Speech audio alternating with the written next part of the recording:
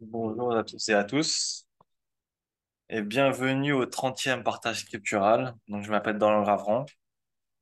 Comme vous le savez, en 2023, notre thème est Cultivons la paix au quotidien.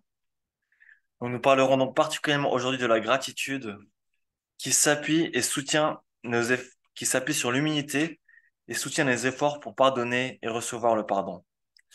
Notre programme est diffusé également par Zoom sur plusieurs pages Facebook. Nous sommes en direct avec de nombreuses villes francophones. Nous allons commencer à lire et commenter des textes sacrés sur le sujet. Donc, nous vous encourageons aussi à écrire dans le chat ou sur une feuille si vous êtes en présentiel vos questions au fur et à mesure. Et en indiquant aussi à quel orateur vous voulez qu'elle s'adresse pour qu'il ou elle puisse y répondre à la fin.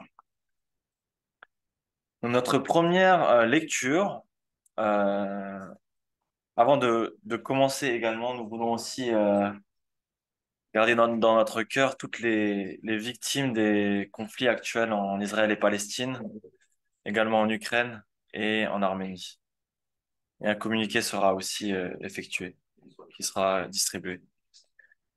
Donc la première lecture qui nous donnera un regard du christianisme, il s'agit de Genèse 1, 31, qui sera commenté par Monsieur Jacques Gauthier.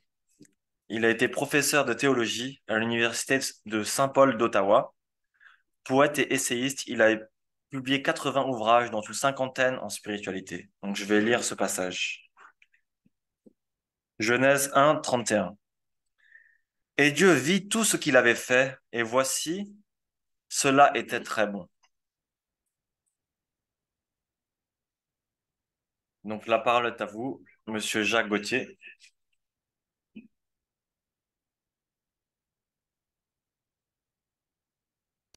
Bonjour, ici Jacques Gauthier. Bienvenue dans cette vidéo sur la gratitude. C'est le thème que je veux développer avec vous. Et donc, c'est avec action de grâce et gratitude que vous soyez là pour cette vidéo, justement, où je développe cette dimension de la gratitude. Vous savez, dans le mot gratitude, il y a le mot gratis. Ça vient du mot latin, gratis, gratuit. La gratitude, c'est la gratuité. C'est reconnaître le don qui nous est donné, en commençant par le don de la vie. Donc, la gratitude, c'est toujours la reconnaissance d'un don. Et je pense que le don par excellence, c'est la vie qui nous est donnée. La vie qui nous est donnée pour qu'on grandisse, pour qu'on aime.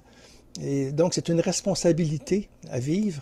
Et reconnaître ce don-là, ben, c'est déjà entrer dans cette dynamique de la gratitude, de l'émerveillement, de l'action de grâce.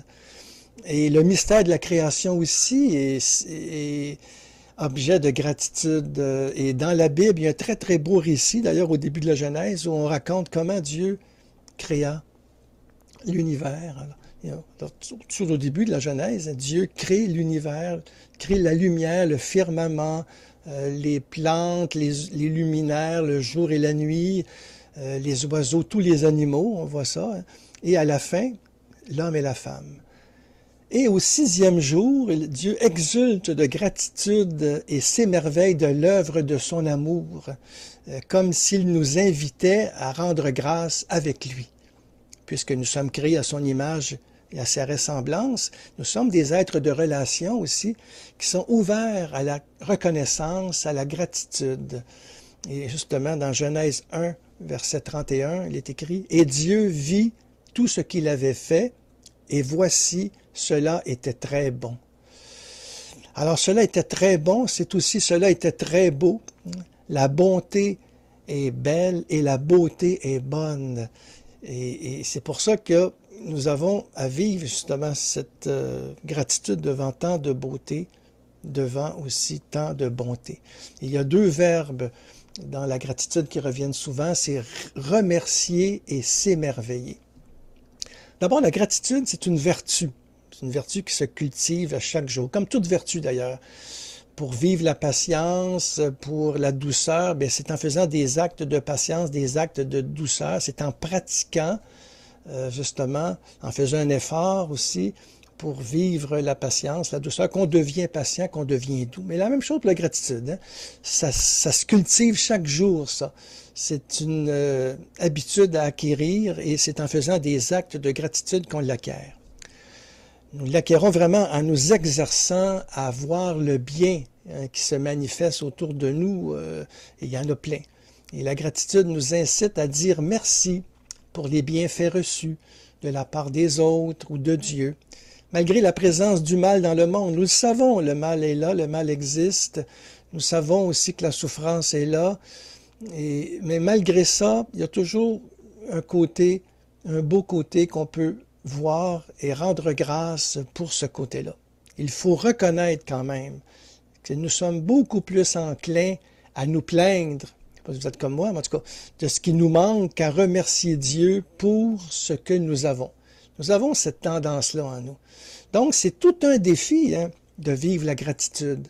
Quand le quotidien nous pèse, quand la souffrance nous épuise aussi, quand l'épreuve nous accable, quand on vit une maladie, quand on a perdu un enfant, son travail, quand on a un virus, dans la pandémie par exemple, soit la COVID ou un autre, eh bien, c'est difficile de vivre la gratitude. Eh bien, pourtant, c'est un exercice à développer. La gratitude nous tend la main. En fin de compte, il nous invite à prendre les chemins de l'émerveillement, de l'espérance, de la joie. Je pense à François Varillon qui disait une main dans la beauté du monde et l'autre main dans la souffrance des hommes. On peut tenir les deux. La beauté du monde qui nous entoure, mais aussi la souffrance qui fait partie de nos vies, et essayer de voir là-dedans qu'est-ce qui nous fait grandir, pour que nous prenions des chemins d'émerveillement, de joie et d'espérance. En accueillant ainsi la vie, nous nous émerveillons de la beauté et de la beauté qui nous entoure, et nous sortons de nous-mêmes. Nous goûtons la joie qui est au cœur du christianisme, parce que Dieu est un Dieu de joie. Comme si une guérison s'opérait en nous, en fin de compte. Quand nous goûtons la joie, quand nous sommes dans la gratitude, eh bien, nous nous émerveillons. Et c'est le poète Christian Bobin qui disait « S'émerveiller, c'est ne jamais s'habituer. » Ne jamais s'habituer de son conjoint, sa conjointe, ne jamais s'habituer de la beauté, de la vie, de la nature, ne jamais s'habituer de Dieu, des grâces, de la vie qui nous entoure, en fin de compte. C'est ça, s'émerveiller. Puis je dirais aussi que toutes les fois que nous nous émerveillons, c'est comme si nous vivons une guérison intérieure. Nous sortons de nous-mêmes et ça nous décentre de nous pour justement communier à ce Dieu qui nous aime et qui sème la joie, qui n'est que joie et amour. Et ça, dans les psaumes, c'est plein. Les psaumes, c'est vraiment un beau chemin de gratitude.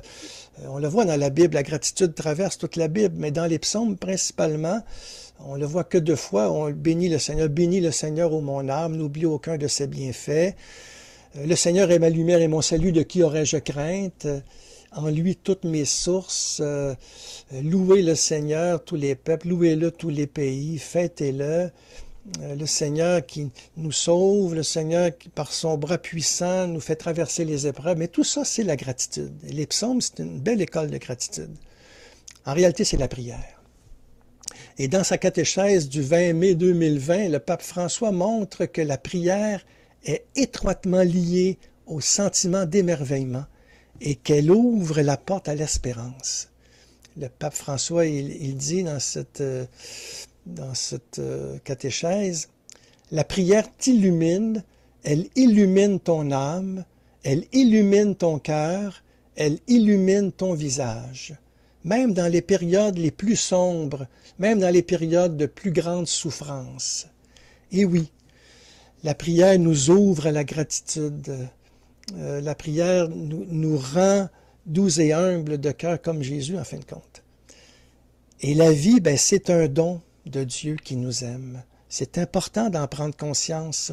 Toutes ses œuvres sont belles et bonnes. Tout ce qu'il a créé. Et nous exprimons notre gratitude au Père, je dirais, en lui rendant grâce pour son amour, révélé en son Fils dans l'Esprit. Dieu nous aime et toutes ses œuvres sont belles et bonne. Et chaque âge, les âges, chaque âge a sa grâce, chaque âge a sa gratitude. L'enfance, l'adolescence, la trentaine, quarantaine, cinquantaine. J'ai écrit un livre là-dessus sur les défis de la soixantaine, mais qui va paraître une nouvelle édition. Mais dans chaque âge, en fin de compte, je montre comment on peut reconnaître le don qui nous est donné d'être là. Et c'est pour ça, d'ailleurs, le pape François, le 4e dimanche de juillet, hein, à chaque année, il a consacré cette journée c'est la journée des grands-parents et des personnes âgées. Parce qu'il dit que la vieillesse, c'est un don aussi, c'est une grâce. Bien sûr, quand on vieillit, on vit des pertes, on perd des choses, mais quand même, il y a tant de beauté à vivre. D'ailleurs, dans le mot vieillesse, il y a le mot vie aussi, il ne faut pas l'oublier, hein. Donc, la vie est un don de Dieu. C'est important de reconnaître ça, que toutes ses œuvres sont belles et sont bonnes. Même si la souffrance est là, même si le mal, même si des fois nous saccageons notre maison commune qui est la terre, eh bien, il n'est jamais trop tard pour revenir, pour prendre conscience que l'écologie fait aussi partie de cet engagement que nous avons à vivre pour donner des mains à la gratitude. Et dans ce sens-là, nous entrons dans le dynamisme de la confiance et de l'espérance, non dans celui de la critique et du pessimisme. Les saints ont beaucoup développé ça, je pense à François de Sales, à Saint-Augustin, en fin de compte, il y en a plein, plein, vous comprenez, les saints ont développé beaucoup, beaucoup la vertu de la gratitude. Mais Thérèse de Lisieux, d'une façon particulière, elle, à la fin de sa vie, qui a dit « tout est grâce ». Tout est gratitude, tout est donné en fin de compte. Et Thérèse a développé un dynamisme de la confiance très fort où ça débouche sur l'espérance et l'abandon à la miséricorde du Seigneur. Vous pouvez voir dans ma chaîne vidéo quelques entretiens que j'ai donnés sur la petite voix de Thérèse de Lisieux. C'est une petite voix de gratitude qui nous libère, qui nous ouvre en fin de compte à reconnaître les grâces de Dieu dans nos vies.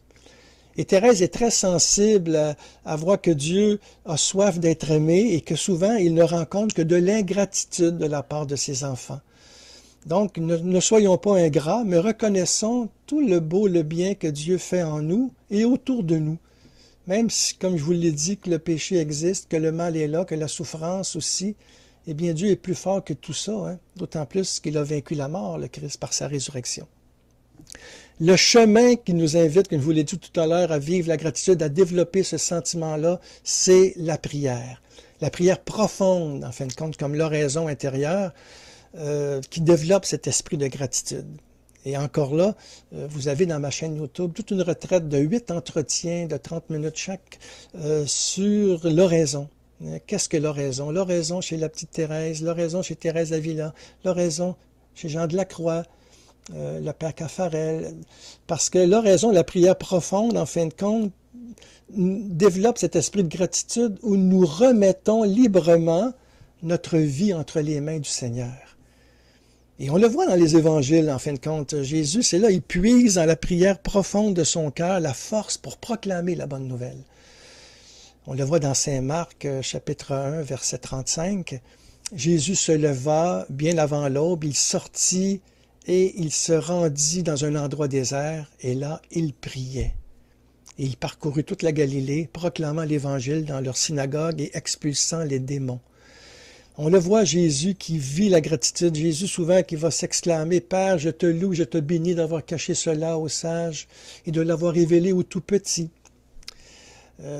J'ai donné toute une retraite aussi récemment, 6 entretiens sur Jésus, Jésus et ses proches, comment les apôtres voient Jésus. Ça aussi, ça peut nous aider en prenant conscience de la présence du Maître, de développer nous aussi ce sentiment de gratitude qui habitait Jésus. Cette vertu très puissante où Jésus voyait le beau, voyait la grâce, le Père dans le cœur de toutes les personnes qu'il rencontrait. Donc ici, vous pouvez voir le site H2EPS, www.jacquesgauthier.com, que vous pouvez regarder aussi sur ces différentes chaînes. J'ai particulièrement apprécié son regard aussi sur Jésus, sur la gratitude et la création. On oublie que Dieu nous a offert une tellement belle création. Donc maintenant, nous allons passer à la deuxième intervention, notre deuxième lecture qui apportera un regard musulman. Donc, il s'agit des versets 151 et 152 de la deuxième sourate du Coran, la Vache. Elle nous sera lue et commentée par Madame Anne-Sophie Monsinet, cofondatrice de l'association Voix d'un Islam éclairé et imam de la mosquée Simorgue. La parole est à vous, Madame Monsinet.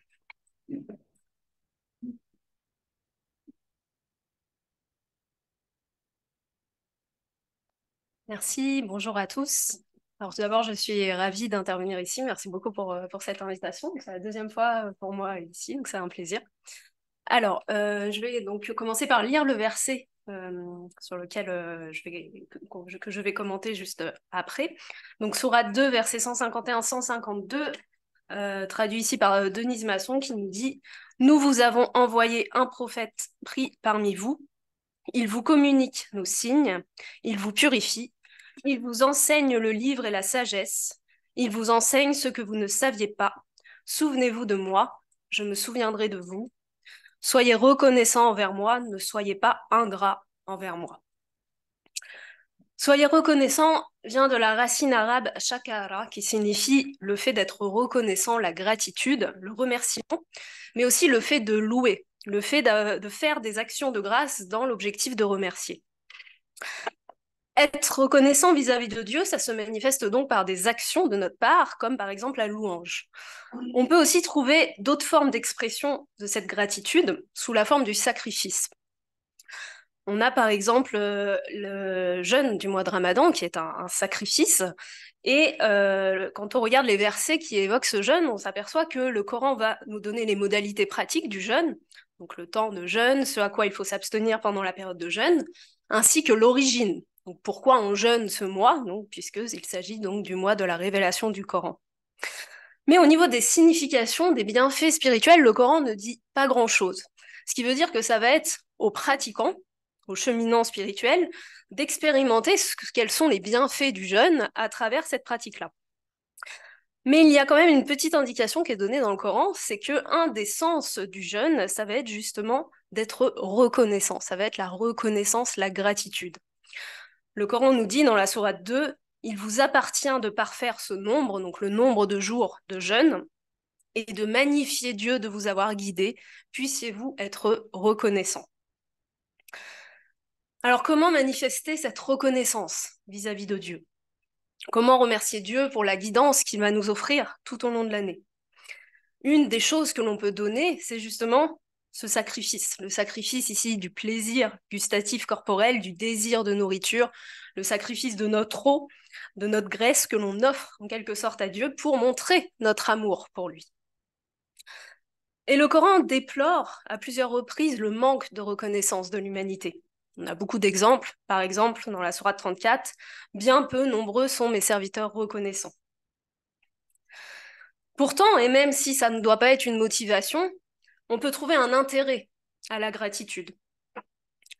Puisque Dieu, lorsqu'il nous donne, eh bien, on s'aperçoit qu'on va recevoir, suite à ce don, de nombreux bienfaits supplémentaires.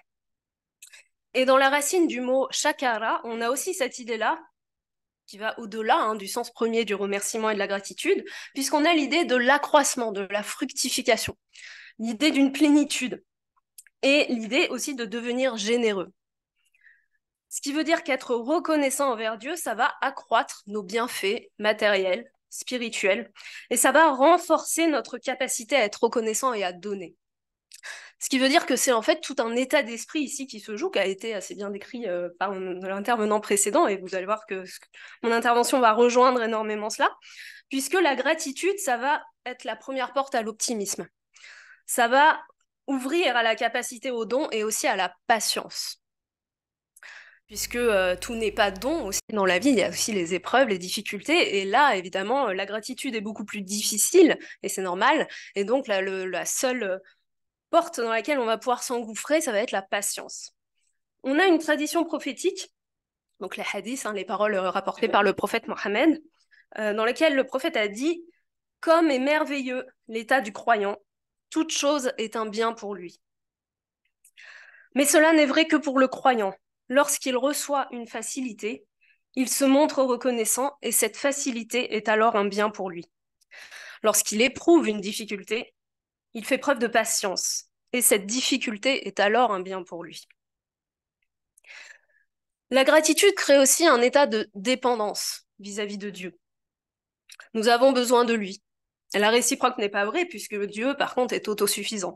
Mais nous avons besoin de lui pour pouvoir cheminer, pour pouvoir atteindre ce que l'on va appeler la réalisation spirituelle dans les voies soufis en particulier. Donc le soufisme, c'est la voie mystique et initiatique de l'islam, et qui est un état que l'on peut décrire un peu comme un état de paix intérieure, qui est rendu possible par le lien à ce que l'on appelle le ruh, donc le souffle que Dieu a insufflé en chacun d'entre nous.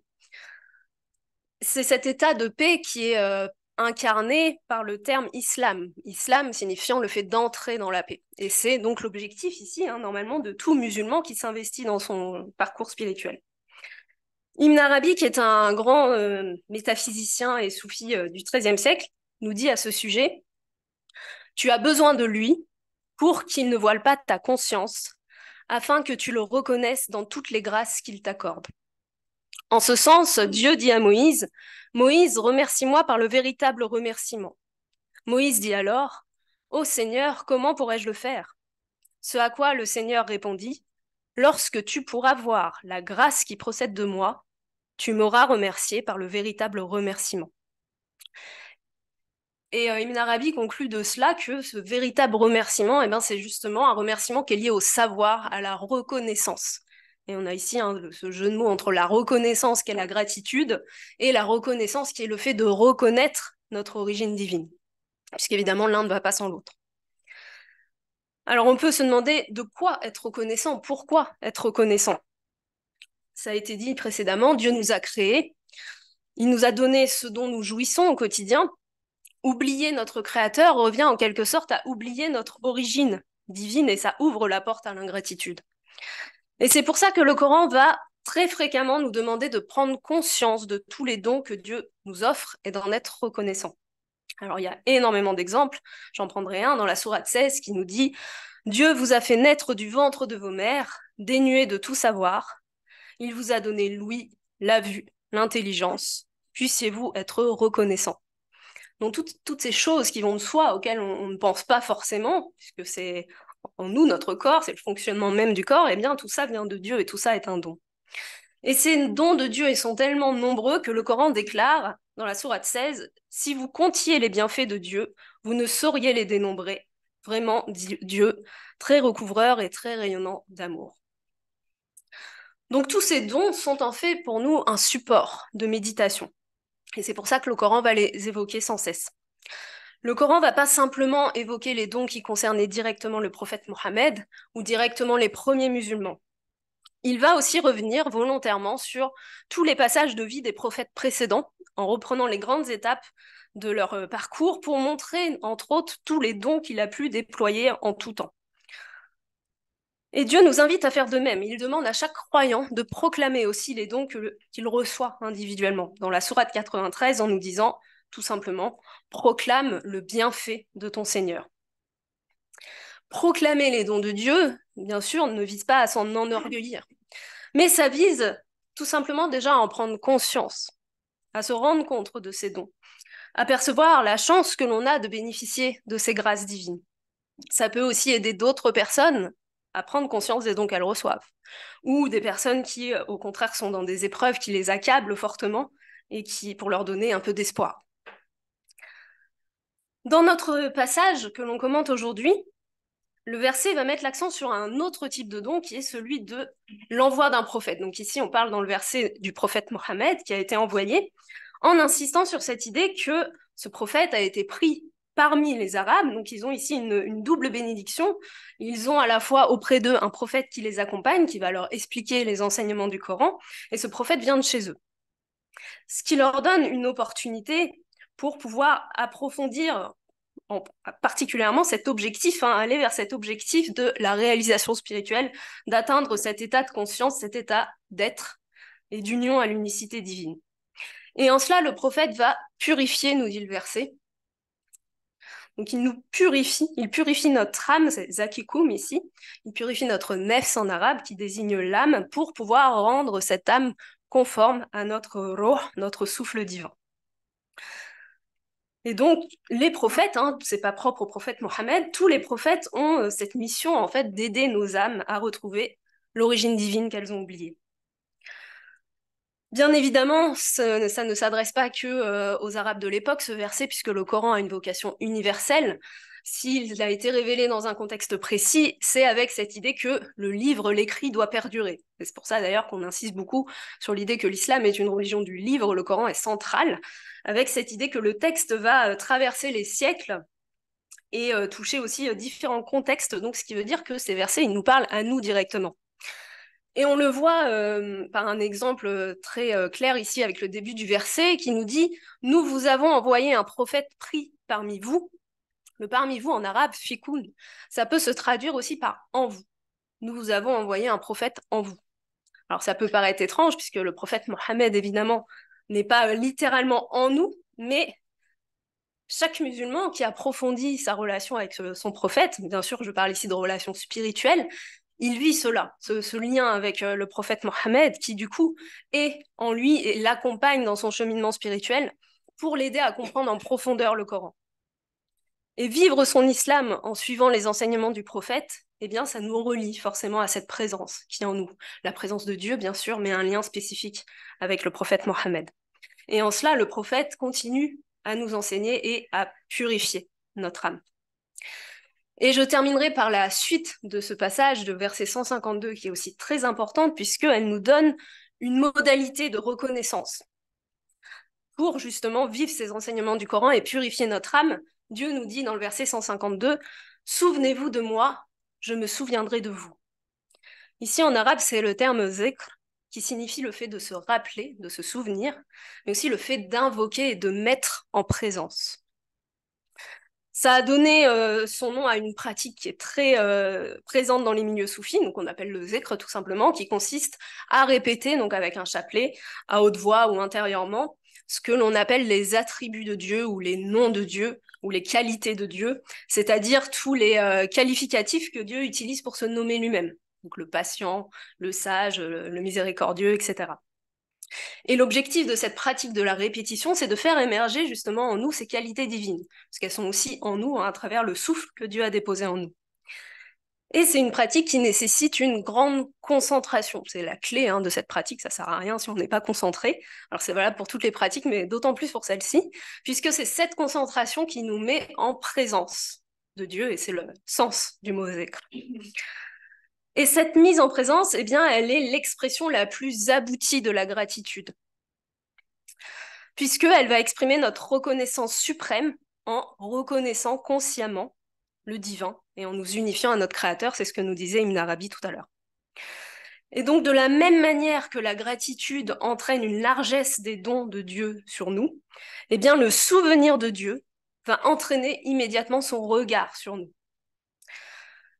Et de la même manière aussi que notre souvenir de Dieu appelle le souvenir de Dieu sur nous, eh bien notre gratitude vis-à-vis de Dieu va entraîner sa propre gratitude sur nous. Et c'est un des noms de Dieu, hein, Al-Shakur qui signifie donc le très reconnaissant. C'est un des qualificatifs, des qualités divines, Dieu est Al-Shakur. Le Coran nous dit dans la sourate 42, Dieu est plein d'indulgence et de gratitude. Je vous remercie.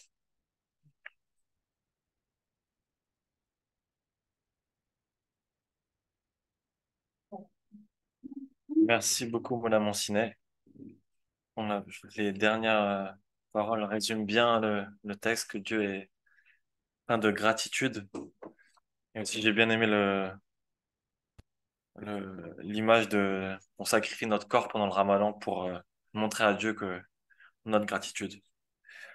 Donc maintenant, nous allons passer. Alors aussi, vous pouvez aussi regarder son site www.voislaméclairé.fr. Donc n'hésitez pas. Également, je vous invite aussi à écrire vos questions avant notre dernier orateur, donc dans le chat ou en présentiel. Maintenant, nous allons passer à un intermède musical. Donc, il s'agit pour cela d'un chant de Robert Lebel, qui est prêtre, auteur, compositeur, interprète depuis plus de 30 ans. Il est très bien connu à travers le Canada et même en Europe. Il a enregistré 25 albums et la diffusion de l'ensemble de son répertoire comporte plus de 150 000 copies, et disques ou cassettes. Je vous invite à écouter très attentivement son chant intitulé « Loué-tu sois Seigneur ».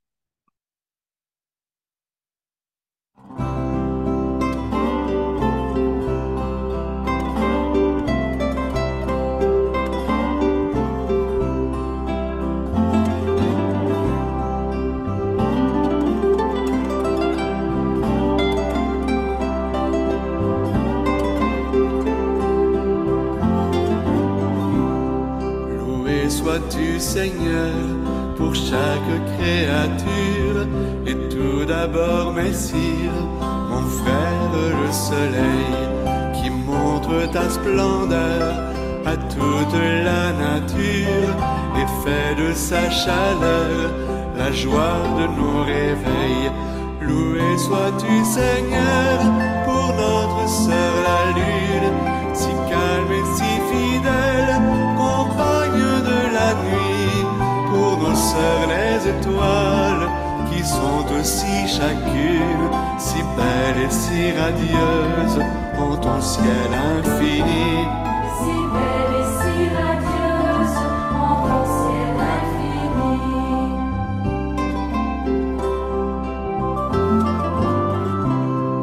Loué sois-tu Seigneur pour l'air et les nuages, pour l'azur si paisible et mon frère le vent. C'est par eux que la vie se maintient d'âge en âge et refait ses semailles au rouage du temps. Pour mon frère le feu, si fort, si indomptable, si beau et si joyeux, quand il déjoue le froid, mais pour cette eau si pure, si précieuse et si humble, si limpide et utile, fragile aussi parfois. Si limpide et utile, fragile aussi parfois.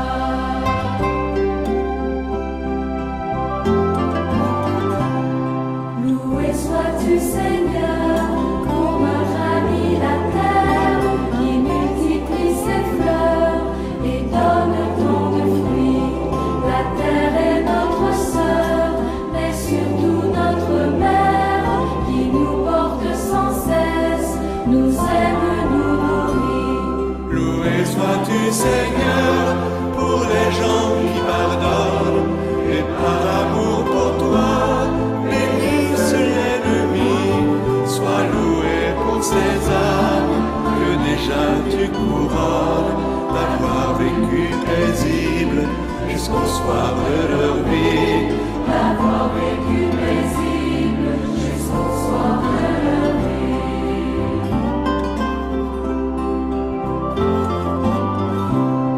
Loué sois-tu Seigneur pour mes sœurs et mes frères qui t'aiment et qui te servent avec humilité. Comme frère soleil, ils deviennent prière en vivant simplement selon ta volonté. Loué sois-tu Seigneur, épouser nos souffrances, marquant de ta passion notre frère le corps. Loué sois-tu mon maître pour ta croix d'espérance qui jette sa lumière sur notre sœur la mort, qui jette sa lumière sur notre sœur la mort.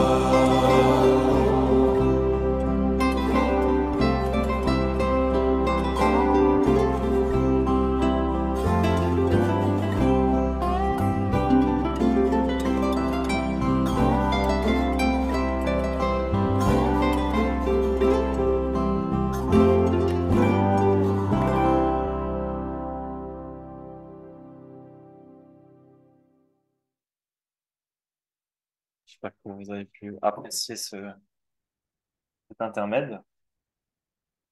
Donc maintenant, nous allons passer à notre troisième lecture qui apportera un regard unificationniste. Donc, je vais inviter Monsieur Modeste Amoussou pour lire cet extrait. Merci.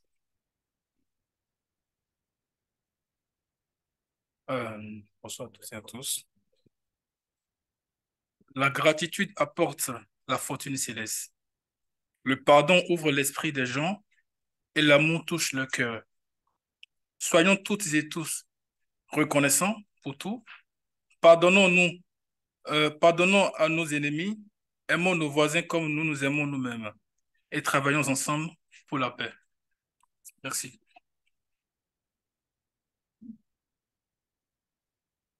Alors, je vais inviter Madame Marie-Christine Audan, qui est conseillère conjugale et familiale et vice-présidente de la Fédération des femmes pour la paix mondiale, de commenter ce passage.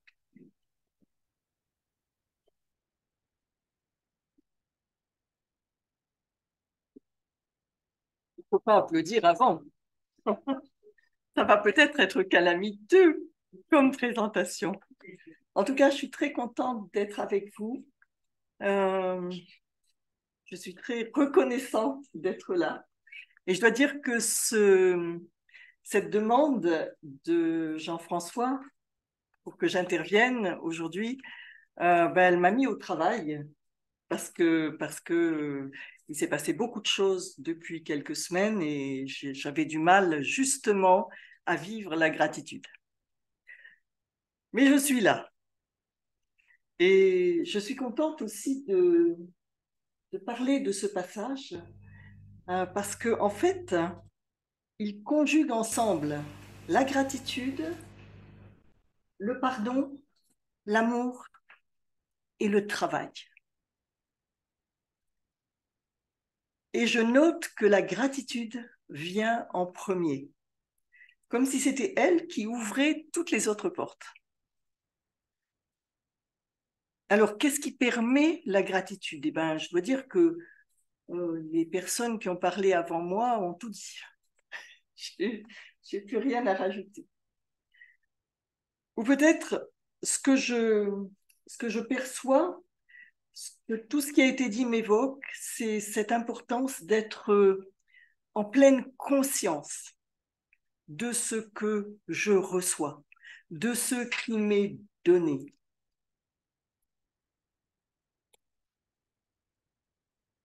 Je crois que c'est d'abord avoir conscience justement de tout ce que je reçois, de l'univers, de ma famille, de mes amis,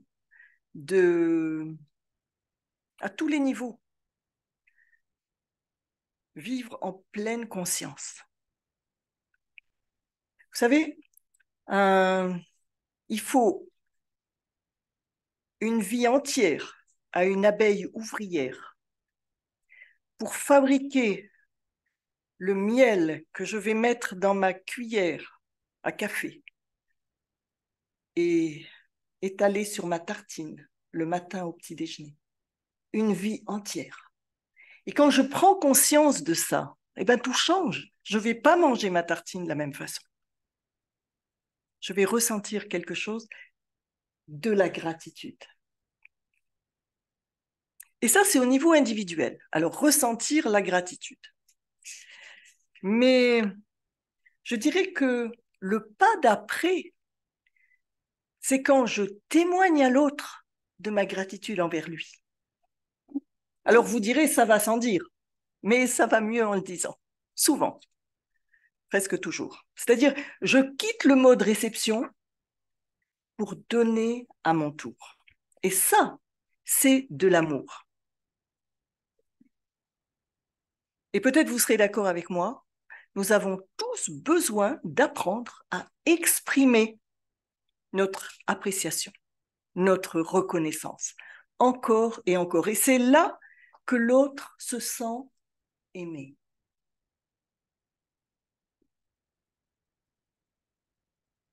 Et je vous le dis, c'est pas facile du tout. Surtout pour les femmes. J'ai remarqué au fil du temps, d'abord en moi et puis dans les autres, les couples que je reçois, que les femmes ont tendance à voir davantage ce qui leur manque que ce qu'elles ont, surtout quand il s'agit de leur conjoint.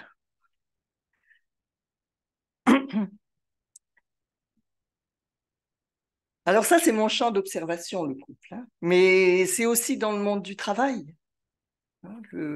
Le patron, il va pas forcément avoir le geste de remercier, de reconnaître ce que font ses employés. Et pourtant, c'est tellement important. Là encore, il s'agit d'apprendre à accueillir tout ce que l'autre fait, pour moi ou pour l'ensemble, non pas comme un dû, mais comme un don. Alors, j'en éprouve de la gratitude. Et j'ai besoin d'apprendre à la dire. Et ça, c'est de l'amour. L'amour, il est là. Et vous savez quoi? Eh bien, il n'y a rien de plus encourageant que d'entendre des paroles de reconnaissance pour ce que j'ai fait. Et ça me donne envie de recommencer. Et c'est le début d'un cercle vertueux qui se met en place, notamment dans un couple. Mais, alors, restons au niveau du couple.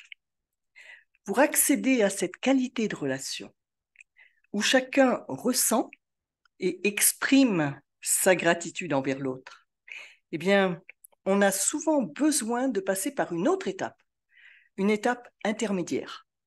Et c'est celle du pardon. Ça peut surprendre comme ça, hein, à première vue. Pardonner à l'autre, et je pense encore au couple, pardonner à l'autre qu'il ne puisse pas me donner tout ce que j'attends de lui, qu'il ne puisse pas combler toutes mes attentes. En quelque sorte, lui pardonner encore et encore d'être aussi décevant, limité, insuffisant, etc., etc. Et ça, je peux le faire seulement si je... Alors, d'abord, si je réalise que moi aussi, je suis pour lui limitée, insuffisante, imparfaite, etc., etc. Et puis, si je décide de ne voir en lui que ce qui va bien, que ce qui me plaît, que ce qui me touche, eh bien, c'est l'histoire de tous les couples. Vivre en couple, on peut dire que ça met chacun au travail, jour après jour. Et c'est comme ça qu'on en vient au travail. Travaillons ensemble pour la paix. En fait, il n'y a pas d'amour sans travail. Ça, c'est Jung qui disait ça. Hein. Il n'y a pas d'amour sans travail et sans courage. Sinon, c'est pas tout à fait de l'amour. C'est un petit peu, mais c'est pas ce qu'on appelle l'amour véritable. C'est pas aussi vaste et développé. Alors, vous vous souvenez, gratitude, pardon, amour, travail, tout est lié. Vivre la gratitude, c'est-à-dire la ressentir et puis la dire. C'est un peu comme tricoter une belle écharpe entre deux êtres. Une écharpe d'amour. C'est ça le travail. Une maille à l'endroit, une maille à l'envers. Une maille à l'endroit, une maille à l'envers. Je ressens et je dis. Je ressens et je dis. Heure après heure, jour après jour. Et chacun apprend à recevoir et à donner de cette façon. Bref, chacun apprend à aimer. Et là, je parle de l'amour vrai, encore une fois, qui est beaucoup plus vaste que simplement le sentiment amoureux. Alors, les couples qui viennent me voir, eh ben, ils ont tricoté une écharpe, mais avec tout plein de trous et de ratés. Et donc, ils ont le choix, ils peuvent la jeter, ou bien ils peuvent tout défaire et recommencer. Et c'est pour ça, souvent, qu'ils viennent me voir. Hein, donc, ensemble, on la détricote, et puis on la retricote, en pleine conscience de ce que l'autre donne, de ce qu'il a de richesse et de beauté en lui, et que parfois je ne vois pas, je ne vois plus. Et quand on travaille comme ça, ensemble, un certain temps, peu à peu, il se passe que les critiques et les reproches sont remplacés par les paroles de reconnaissance, des paroles d'appréciation, des paroles de gratitude. Et c'est le cercle vicieux qu'ils avaient mis en place qui se change en cercle vertueux. Je dirais que le couple apprend l'amour Et c'est un vrai travail. Et pourtant, chacun reste le même. C'est pas ça qui change. C'est la relation. Je ne regarde plus que ce qui me touche. Et je le dis, et je le redis. Et c'est là que, je dirais de façon magique, ce qui me déplaît va peu à peu s'estomper. En fait, c'est pas si magique que ça, hein. C'est un des effets des paroles de reconnaissance et d'appréciation. Pourquoi? En fait, l'autre ne va plus utiliser son énergie pour se protéger de mes critiques, pour se défendre,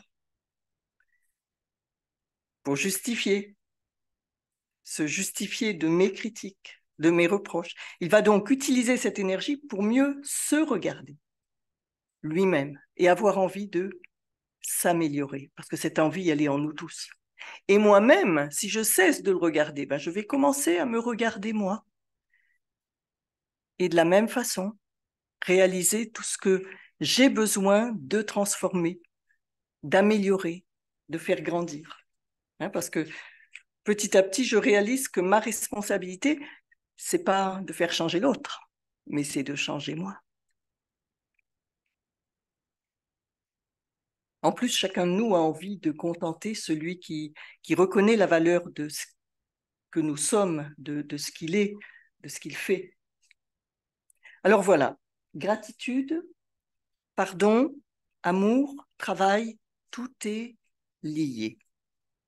Et c'est ce qu'a résumé en quelques mots Hag Jahan. Et je vous remercie.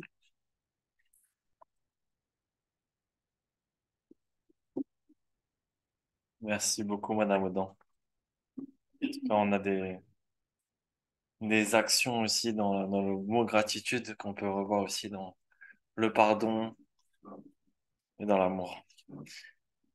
Donc, si vous voulez en savoir un plus, vous pouvez également consulter le site de la Fédération des femmes pour la paix, www.france.org. Et donc, ils font différents événements aussi ici à l'Espace Barreau. Nous vous encourageons toujours à écrire au fur et à mesure dans le chat vos questions et à quel orateur elles s'adressent. Donc maintenant, nous allons commencer la partie la plus interactive du programme, qui est celle des questions-réponses. Donc je vais demander à Monsieur Laurent Ladouce, chargé de recherche pour la FPU, d'animer cette session à partir de l'espace Baron. Monsieur Ladouce? Oui, tout le monde m'entend? Ça va? Vous m'entendez? On n'entend pas encore, mais bientôt. Bon. Il n'y a pas de son?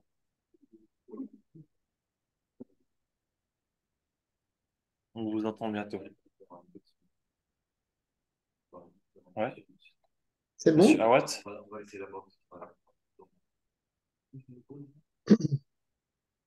On peut commencer? Non?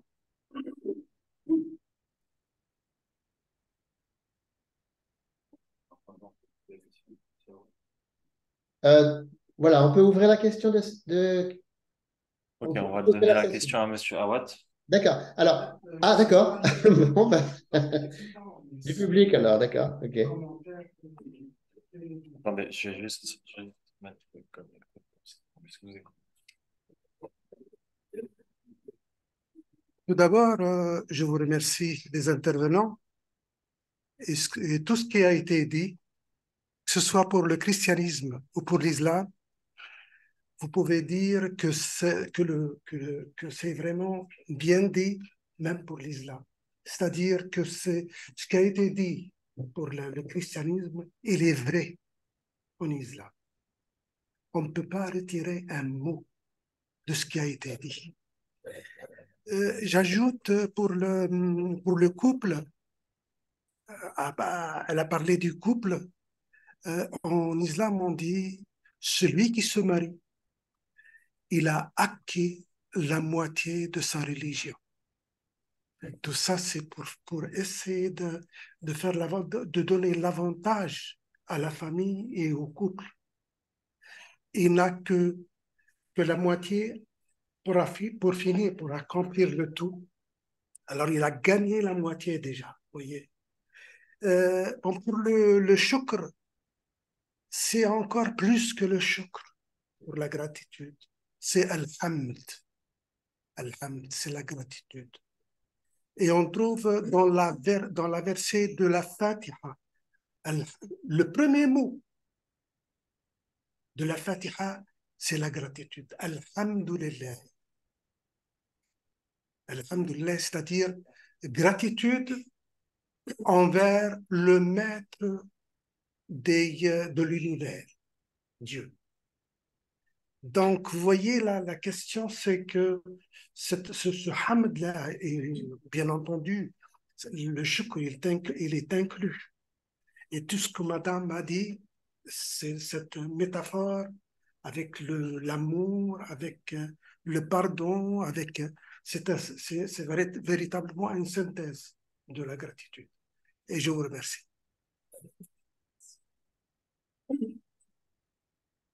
Merci. Non, je pense qu'on va redonner le... Monsieur Ladouce, vous nous entendez? Oui, je suis là. Ah, Alors, il nous entend. il y a eu des questions qui sont venues lentement. Peut-être que justement, les personnes étaient tellement reconnaissantes qu'elles, du coup, elles n'osaient plus trop poser de questions. Elles étaient comblées. Mais finalement, il y a quelques questions. Alors, il y avait d'abord une question à Monsieur Jacques Gauthier, mais qui n'est pas là. Parce qu'en fait, mais peut-être que quelqu'un d'autre peut répondre, hein. Monsieur Gauthier a défini la gratitude comme une vertu à cultiver, voire une habitude à travailler dans la vie ordinaire. Bon, en même temps, il a parlé de gratuité et d'émerveillement, voire de la sainteté.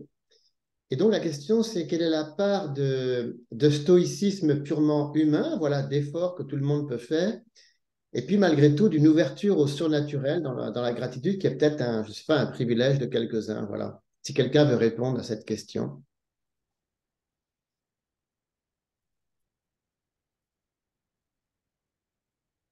Puisque M. Gauthier n'est pas avec nous, malheureusement, hein, pour... Quelqu'un... Est-ce que l'un d'entre vous... Ça peut être, Sinon, on peut passer à la deuxième question. Est-ce qu'on peut essayer la deuxième question? Peut-être ça parlera. D'accord. Alors, c'est Rita Bailly. Une question posée à l'imam Anne-Sophie Monsinet. Pouvez-vous préciser en quoi Allah est reconnaissant? Imam Monsinet, c'est à vous. C'est difficile. Alors, oui, effectivement, ça peut interpeller cette idée que Dieu est reconnaissant. Alors, moi, je dirais que c'est justement de notre propre gratitude, puisqu'on voit qu'à chaque fois, il y a ce parallèle, en fait, entre l'être humain donne sa gratitude, Dieu envoie sa gratitude. L'être humain se souvient de Dieu, Dieu se souvient de l'être humain. Et donc, justement, pour moi, c'est cela, c'est qu'en fait, c'est cette relation que l'on crée avec Dieu qui permet d'avoir cet effet miroir en fait que les soufis expliquent très bien, hein, cette idée que notre cœur va être le miroir des qualités divines, et donc en fait c'est un échange permanent entre le Dieu qui est extérieur, le Allah symbolise cette transcendance, pardon, cette idée du Dieu qui est extérieur à nous, et le Ruh symbolise un peu plutôt l'immanence, le Dieu qui est présent à nous. Et en fait, tout ça, évidemment, c'est lié, hein, c'est la même chose, il n'y a qu'un seul souffle qui est insufflé, et donc ce lien permanent entre les deux permet qu'il y ait tout le temps cet écho, et nous, ça nous permet de nous élever. Et il y a beaucoup cette image qui revient dans le Coran, cette idée que la révélation va être une descente. Dieu descend. Là aussi, c'est bien sûr le texte descend, mais c'est plus que ça. Il y a Dieu descend, c'est-à-dire Dieu qui en quelque sorte se met au niveau terrestre, humain, pour que il soit accessible à nous. Et donc il y a cet échange permanent. Voilà, pour moi c'est ça, c'est la reconnaissance de Dieu, c'est le fait, voilà, c'est l'idée que on a répondu quelque part à notre vocation d'être humain, qui est justement de cheminer vers Dieu, et Dieu est reconnaissant de cela, de cette prise de conscience de notre part. Merci pour cette précision à la fois théologique et je dirais très pratique. Alors, une autre question maintenant. Euh, alors, attendez. Il y a un petit problème parce que pour le partage d'écran, là, ça va? Oui. Vous voyez? Alors, la troisième question est adressée à Madame Marie-Christine Audin de Raoul de Clonay. Voilà, alors on éprouve parfois, hein, plus ou moins spontanément, des sentiments de gratitude. Mais quand on n'arrive pas à se sentir reconnaissant, la raison et la volonté peuvent-elles jouer un rôle? Est-ce que Madame Audin peut répondre à cette question? Alors, bien sûr, quand la gratitude n'est pas spontanée, je dirais que c'est là que la spiritualité entre en compte. Hein. Ça me fait penser au mot reconnaissance. Hein. Je reconnais le sens de ce que je vis. Quand je vis de la reconnaissance, je reconnais le sens de la difficulté que je traverse. Et ça me permet de ressentir la gratitude. Peut-être l'autre peut me mettre dans des situations difficiles, mais si ça a du sens pour moi, alors tout change. Voilà, je crois que Entendu? c'est l'essentiel. Oui, merci beaucoup. Merci pour cette réponse. Donc, sur la part de la raison et de la volonté, en plus du sentiment, hein, qui est plus ou moins spontané, à passer à une autre question maintenant. Alors, c'est Agnès Curcio, toujours par Madame Audin. La gratitude n'est-elle pas aussi la possibilité de nous réjouir de tout ce qui nous est donné de vivre, positivement ou négativement, comme un moyen de progresser au quotidien, d'apprendre à aimer?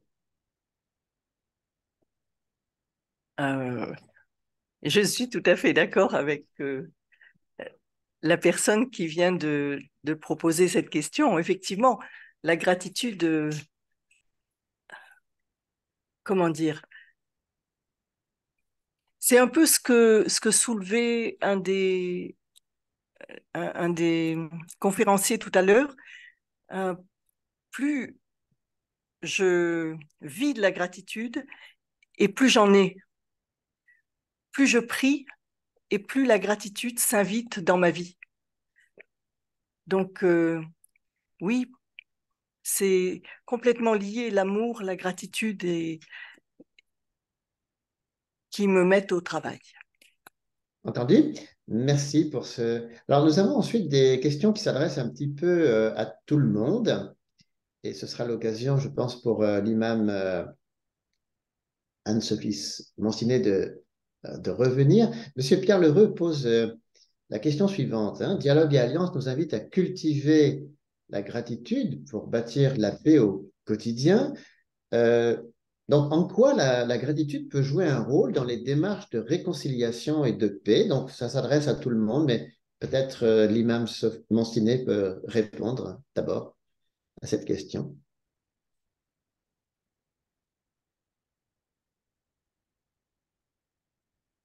Alors, je pense que ça a été bien expliqué dans la dernière intervention, cette idée-là, que effectivement la gratitude crée un optimisme forcément qui va jaillir aussi sur les personnes autour de nous. Et donc de fait, elles se sentent elles-mêmes mieux, en fait, hein, plus à l'aise, plus sereines, et donc vont aussi pouvoir être dans cet état d'esprit-là. Voilà. Après, évidemment, ça ne peut se faire qu'à l'échelle de notre entourage propre. Je ne sais pas si la question fait référence au conflit, par exemple, qu'on a actuellement dans le monde. Bon, voilà, nous, à notre échelle individuelle, c'est un peu plus compliqué d'agir sur ces grands conflits internationaux, mais effectivement, tout autour de nous, hein, puisque ça commence par là, c'est toute une vision du monde, en fait, qui change par cette attitude-là. D'accord. Merci pour cette réponse. Donc, vous distinguez un petit peu l'aspect plus interpersonnel, hein, et puis des aspects qui sont peut-être plus collectifs et compliqués. Mais justement, il y a une question là qui va peut-être nous alors, attendez, je l'ai vu là, qui passait. Attendez une seconde. Ah oui, c'est ça, justement. C'est toujours la même personne qui pose la question. Beaucoup de nations sont ingrates et ne reconnaissent leur personne publique qu'après la mort de ces dernières. Pourquoi les efforts des personnes qui s'engagent sont-elles souvent si critiqués de leur vivant? Alors justement, là, on aborde le domaine de la reconnaissance publique. Comment ça se fait que souvent les bienfaiteurs sont reconnus plus tard? Peut-être Madame Audin veut donner une réponse?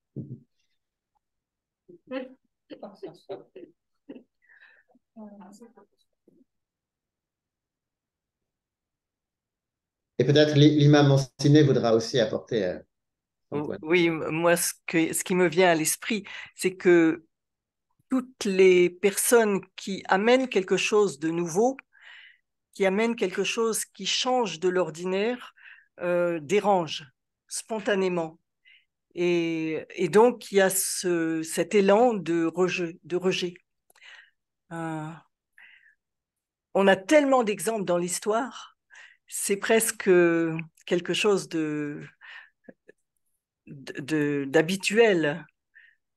Donc, beaucoup de gens, effectivement, sont reconnus bien après leur mort, malheureusement. Imam Monsiné, vous voulez rapporter quelque chose, peut-être à la lueur de l'islam, justement, est-ce que c'est un thème qui est traité dans le Coran? Ouais, je vois pas spécialement, mais oui, c'est vrai qu'on a, enfin, c'est un peu cette habitude de voir souvent le négatif ou d'être gêné par ce qui est nouveau, ça c'est sûr. Et d'ailleurs, ça a été le cas de l'islam et de toutes les religions. Au moment de leur naissance, elles gênent ces nouvelles traditions et les prophètes sont souvent, alors plus que critiqués, même martyrisés par leur propre peuple. Voilà. Donc, il y a un adage à ce sujet. Voilà. Donc, c'est souvent voilà, après leur mort que que la posture s'inverse totalement, effectivement, où les prophètes vont être presque des fois même trop glorifiés. À l'inverse, on passe des fois dans un excès opposé et on voit plus que le positif. Et donc, voilà, donc je pense que c'est humain. Après, c'est aussi tout un travail, justement, que de pas se fier à cette première réaction de rejet et de pouvoir voir le positif dans chaque chose. Merci. Alors, il y a toujours dans ce domaine, justement, peut-être de la gratitude, alors plutôt publique, davantage que personnelle. Il y a une question, alors je vais la retrouver là. Attendez. Attendez une petite seconde. Ah, voilà, c'est ça. Madame Claire Ledoux pose cette question. Est-ce que la culture de la gratitude est vivante en France ou pas assez? Est-ce que Madame Audin a des lueurs là-dessus?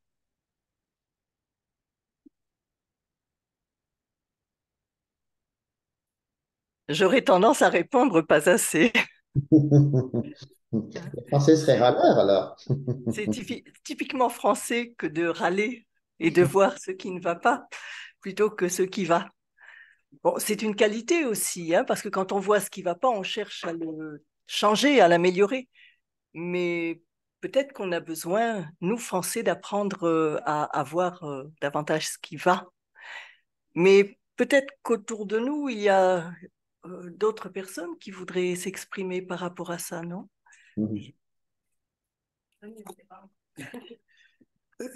Juste pour le recul. Le recul lorsque une personne est partie, est morte, en islam, on dit wadhkuru amwatakum bi khayr. C'est-à-dire, ne cherchez pas à deviner chercher les critiques, mais essayez de dire le mieux, d'évoquer ce qui est bénéfique de la personne. Parce que lorsque vous allez dire des critiques, il n'est pas là pour répondre. Donc, il vaut mieux dire de la bonté. Et c'est avec le recul, même pour les hommes politiques. Et une fois il est parti, on voit qu'il n'était pas assez critique. Vous voyez, même en France. Même en France, maintenant, par exemple, De Gaulle, le reste de Gaulle, quels que soient les critiques, mais il a une ossature d'homme politique. Et la même chose pour Mitterrand et Chirac.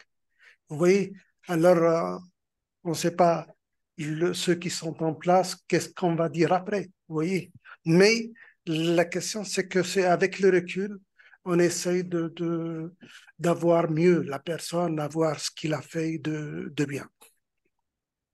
Merci beaucoup. Alors, pour rassurer donc les Gaulois que nous sommes, nous apprenons de la bouche très avertie de Michel Raymond qui habite à Genève. Il nous dit, pour vous rassurer, les jeunes voix sont réputées pour être très râleurs également, je vous le confirme. Voilà. Donc, même en Suisse, vous voyez, l'ingratitude peut exister. Ben, c'est peut-être réconfortant pour nous. Alors, plus sérieusement, il y a maintenant une question donc, de Christian Colletter. Je ne sais pas si vous voyez à l'écran. Face à des drames personnels ou mondiaux, l'esprit de gratitude est souvent mis à mal. Il est parfois tentant d'en vouloir au Créateur lui-même. Comment passer de la souffrance ou du ressentiment à une relation renouvelée d'amour et de gratitude pour notre Créateur? Imam Monsiné, est-ce que vous voulez répondre à cette question, s'il vous plaît? Ouais, alors oui, effectivement, la gratitude, c'est facile quand tout va bien, mais beaucoup plus dur quand on est dans des épreuves. Et face à l'épreuve, on a deux options. Soit on a la possibilité d'agir sur l'épreuve pour faire quelque chose qui va nous permettre de sortir de cette épreuve, soit on peut pas, et dans ce cas, on n'a pas le choix que d'accepter. Et c'est en cela que on parle beaucoup de la patience dans l'épreuve, hein, dans le Coran. Donc cette idée que dans la difficulté, voilà, il faut on patiente et cette patience va être en fait la clé quelque part puisque ça va rendre l'épreuve, je dirais, purificatrice, c'est-à-dire ça va permettre à l'épreuve de nous faire évoluer, d'avoir du sens, de pas simplement subir ce qui nous arrive, mais d'en sortir avec un petit quelque chose en plus, même si évidemment ça on ne peut le voir qu'avec énormément de recul. Et c'est seulement souvent plus tard qu'on peut arriver à basculer de la patience à de la gratitude dans le cadre d'une épreuve. Mais c'est évidemment très très très difficile.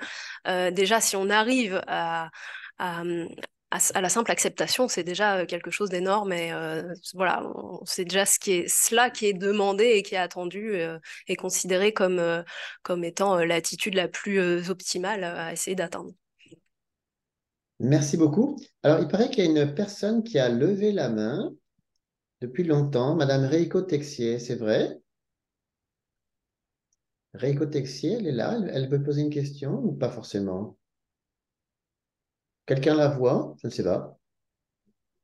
Bon. Écoutez, sinon, il n'y a pas d'autres questions pour l'instant. Donc, je vais passer la parole à Jean-François Moulinet, en fait. Hein. Merci beaucoup.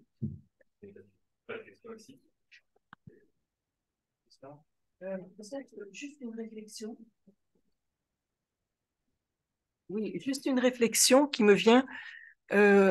Elisabeth Kubler-Ross, c'est une thérapeute et écrivaine. Elle a beaucoup parlé du deuil. Et quand on perd une personne chère, on ne peut pas vivre de la gratitude immédiatement. C'est juste pas possible. Et elle a expliqué que dans le processus de deuil, qui souvent peut durer plusieurs années, il y a un processus qui se déroule, qui passe par le déni, qui passe par la colère, qui passe par la dépression, beaucoup d'étapes avant d'arriver à l'acceptation. Et après cette acceptation seulement, arriver au cadeau, c'est-à-dire ressentir une gratitude pour le vécu de cette épreuve. Je crois que c'est sage, comme vous disiez tout à l'heure, de vivre la patience tout au long d'une épreuve avant d'aboutir à cette étape ultime qu'est la gratitude. Et ne pas se forcer ou je dirais, ressentir qu'on est mal, on est dans la mauvaise direction parce que on ressent pas de la gratitude tout de suite. C'est juste dans l'ordre des choses. Voilà ce que je voulais partager.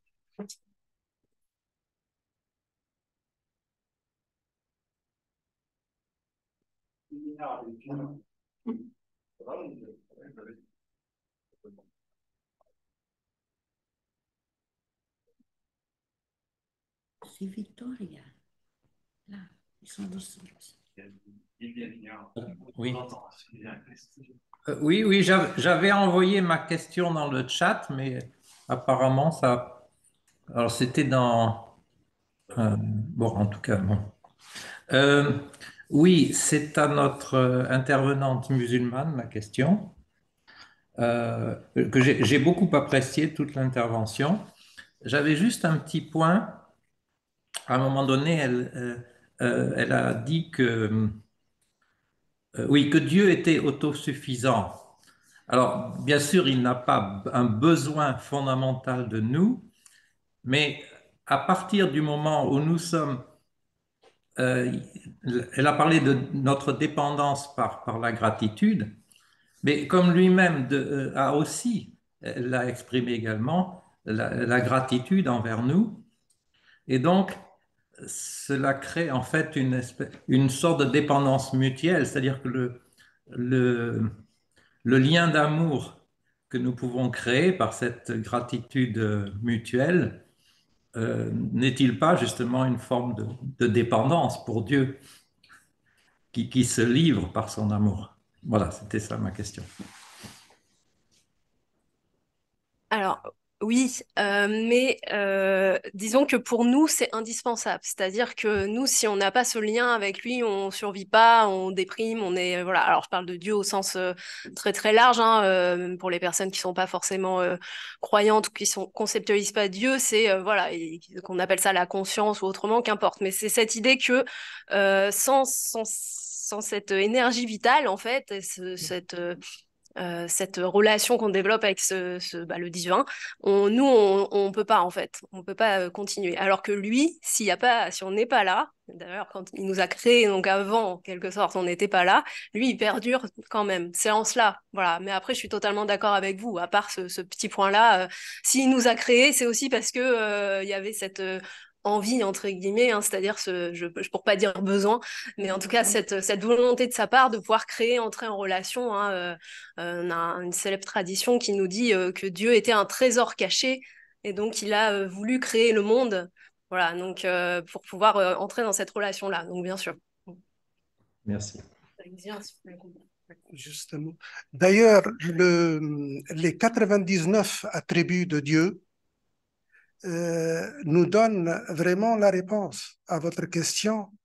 C'est cette bonté qui est réciproque.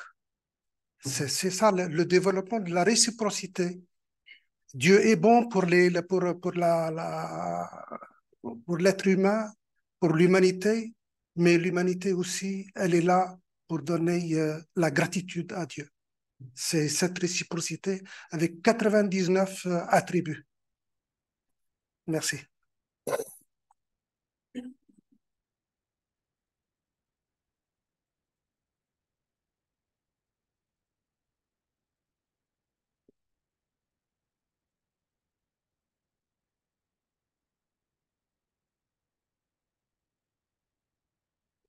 Toutes les bonnes choses ont une fin, mais bon, c'était difficile de lancer les questions. Je voyais sur le chat au début, il n'y avait aucune question. Donc, Laurent Ladouce s'inquiétait, mais c'est arrivé, quoi. C'est venu petit à petit. Donc, en tout cas, je veux beaucoup vous remercier. Une minute. Je suis plein de gratitude pour le technicien qui...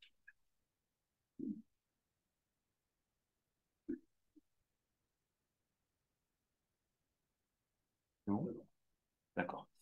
Donc, j'ai beaucoup de gratitude aussi pour tous ceux qui participent à notre réunion aujourd'hui. Donc, parmi les inscriptions, j'ai vu qu'il y avait des personnes de 19 pays. Il y a beaucoup plus. Ici, à Paris, on est une quarantaine, je pense. Hein. On est 46, je pense. Et non, on est 18, une vingtaine. Et il y a 46 personnes, 46, 50 personnes par Zoom. Donc, bon, c'est bien. Merci beaucoup pour tous ceux qui participent fidèlement dans différents pays. Je veux remercier aussi tous les orateurs. Je suis très content de Monsieur Gauthier parce que depuis longtemps, je voulais une coopération avec le Canada. Et cette fois-ci, on l'a eu deux fois avec Monsieur Gauthier et avec le chanteur aussi. Bon, Monsieur Gauthier, il n'a pas pu venir jusqu'à la fin parce que, avec le décalage horaire, c'est l'heure de sa messe actuellement. Et il m'a dit, on l'a demandé dans son église, on l'a demandé de faire quelque chose, donc il ne peut pas venir. Mais je trouve son exposé était vraiment très intéressant.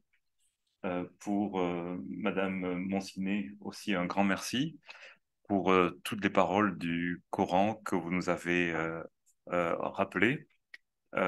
Surtout, on vous a parlé Mais les deux premières interventions se chevauchaient un petit peu. Toutes les deux, vous parliez du manque de gratitude, manque de reconnaissance de Dieu, etc. Et euh, prendre conscience des bénédictions de Dieu. Vous aviez une phrase, si vous comptiez les bienfaits de Dieu, vous, enfin, euh, voilà, ça. Donc, bon, je travaille pour cette semaine. Donc, je vous ai mis dans le chat, et puis je vous l'enverrai à tous, quelques points pratiques. Parce que moi, j'ai besoin de choses simples. On a reçu beaucoup de choses ce soir, mais comment cultiver la gratitude au quotidien? Et je pense que la première conseil, c'est de ralentir. En tout cas pour moi. C'est d'arrêter et de réaliser pourquoi je suis reconnaissant. Alors, j'ai eu beaucoup de choses. Marie-Christine Audan a parlé combien je dois être reconnaissant à mon épouse, etc., etc., quoi. Donc, je vous ai mis dans le chat toutes les choses. Bon, je remercie beaucoup aussi tous ceux qui ont travaillé ici pour la technique et nos principaux partenaires qui nous soutiennent. Donc, comme toujours, je veux vous inviter à lire le livre ou voir sur Internet notre site Texte Sacré du Monde. Donc, vous avez 160 thèmes au total et on a de quoi parler pendant longtemps. Et le tome 2 est en traduction. Alors, je veux remercier aussi beaucoup tous ceux qui sont en province.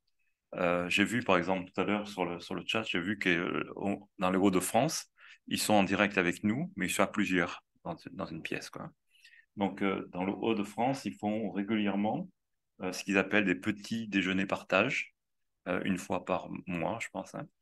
À Lyon aussi, ils font des recherches, ils font des réunions tous les mercredis au centre commercial de la Part-Dieu. Ils ont un endroit interreligieux. Et sur la base du livre, donc Texte Sacré du Monde, ils étudient chaque semaine un chapitre. Et en Suisse, on a bien coopéré avec les Suisses parce qu'ils font aussi beaucoup de réunions. Ils font tous les lundis soirs un échange scriptural à partir du livre, où ils font aussi des formations d'ambassadeurs de paix. Donc, il y a une personne à qui on doit vraiment exprimer toute notre gratitude, c'est notre frère, en fait, c'est Jean-Henri Van der Velt, qui est parti brusquement, vraiment très, très brusquement, lundi prochain. Lundi dernier, oui, pardon, lundi dernier. C'est l'émotion. J'arrive pas encore à réaliser. Il est mort vraiment brusquement, quoi. Donc hier, on était à plusieurs, on était à son enterrement à Lille, mais vraiment, il nous a beaucoup aidé. Vous le voyez, là, c'était le 1er janvier. Pour 1er janvier, on était à Étampes, hein, on avait une grande salle, et puis il m'a aidé à faire un stand exprès pour Dialogue et Alliance, quoi, parce qu'il était extrêmement actif. On travaillait très bien ensemble, et puis brusquement comme ça, il est parti, quoi. Donc, mais en tout cas, je veux lui rendre hommage, lui exprimer toute notre gratitude, et je suis sûr qu'il va continuer à nous aider à développer cette activité. Bon, en tout cas, hier, c'était très touchant, là. Tous les témoignages qu'on a eus, tout le monde témoignait de sa bonne humeur. C'était quelqu'un qui réussissait à mettre tout le monde de bonne humeur, quoi. Il vivait vraiment pour les autres. Tu vois? Ouais, oui. Alors, le 19 novembre, on continue à cultiver les bonnes habitudes pour l'année. Donc, le thème, c'est Cultivons l'espérance. Parmi les orateurs, on a déjà Monseigneur Nicolas, que vous connaissez peut-être. On a Jean-André Galéran et on a une dame qui lit des poèmes et il manque encore une confirmation. En tout cas, vous voyez, on continue nos 12 habitudes, donc c'est l'espérance. Le 19 novembre et... Ah, c'est joli. Bon. D'accord, bah c'est bon. C'est juste ici, ouais. Voilà, d'accord. D'accord. Merci. C'est en direct. En direct, c'est Victor qui met la photo d'ici. Est-ce que je peux nous mettre la photo de tout le monde, de tous ceux qui sont sur Zoom, qu'on voit un petit peu, qu'on puisse les saluer correctement, quoi. Qui voient qui réalisent qu'on les voit, quoi. Voilà. Bonjour tout le monde sur Zoom. Alors, je vois les États-Unis, je vois la Bretagne, je vois les Hauts-de-France, je vois l'Afrique,